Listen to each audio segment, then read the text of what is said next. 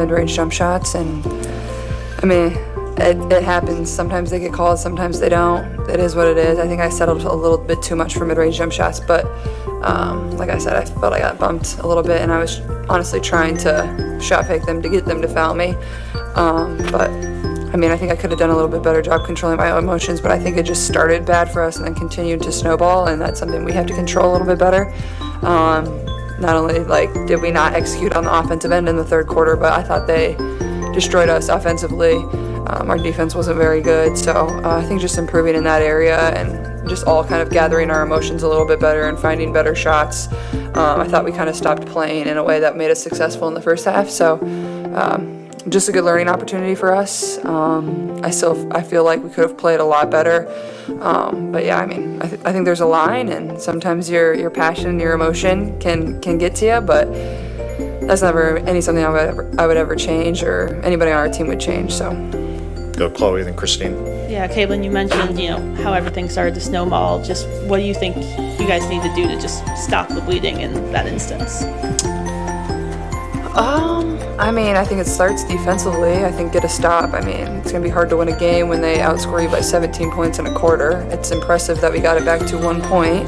And honestly, I thought we played really good in the fourth, and my turnover in transition is what I felt like really kind of ended the momentum for us. I think it was 78-77. I got a block and a steal, and we were running in transition, and honestly made just a really bad read. I thought the girl was going to come over. She never ended up coming over. So I think defensively is where it has to start. Our first quarter defense was really good. Every quarter besides that was Third quarter was bad. So I think just continue to get better. But we had moments, especially to begin the fourth quarter too, that were a lot better than the other two. Christine, then Brad.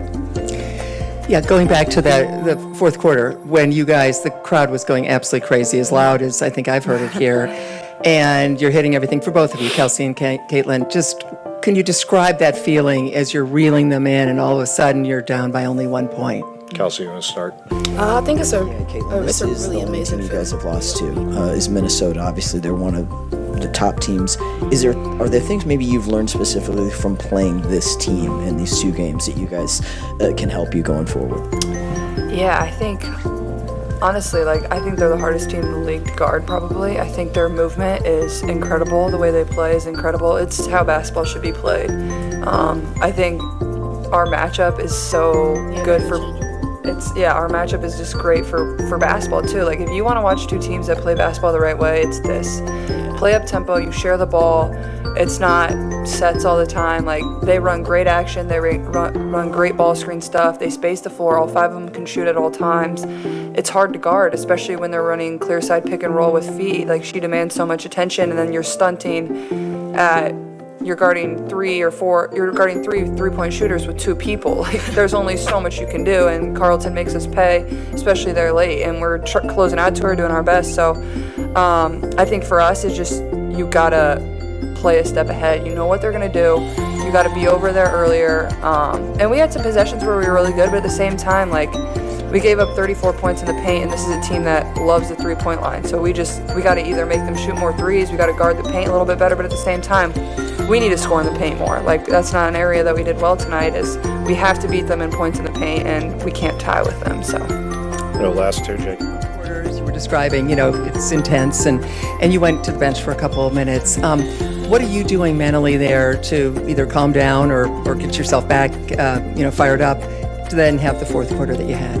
Yeah, I think just kind of reset. I think it felt from my standpoint that the third quarter kind of got away from us. I looked up the clock and there was only 2 minutes left on the clock, and I think we had scored 8 points. So I felt like we just continued to not really execute. So I think just get a quick breather, knowing that I'm going to need myself and to find a way to have a big fourth quarter for us. And then I thought we came out and really responded in the fourth quarter. So I think that is a positive to take away, is we found a way to respond at the beginning of the fourth, and our last 3 minutes of the game wasn't great, but if we limit everything in the third, we're in a really good position to be successful in the fourth. So I think I'm just happy our crowd, they really got behind us and helped us. I don't know if we don't have them, we probably don't even get back into it. So it was a lot of fun to have them, but I think just kind of have a mental reset and get ready to play the fourth.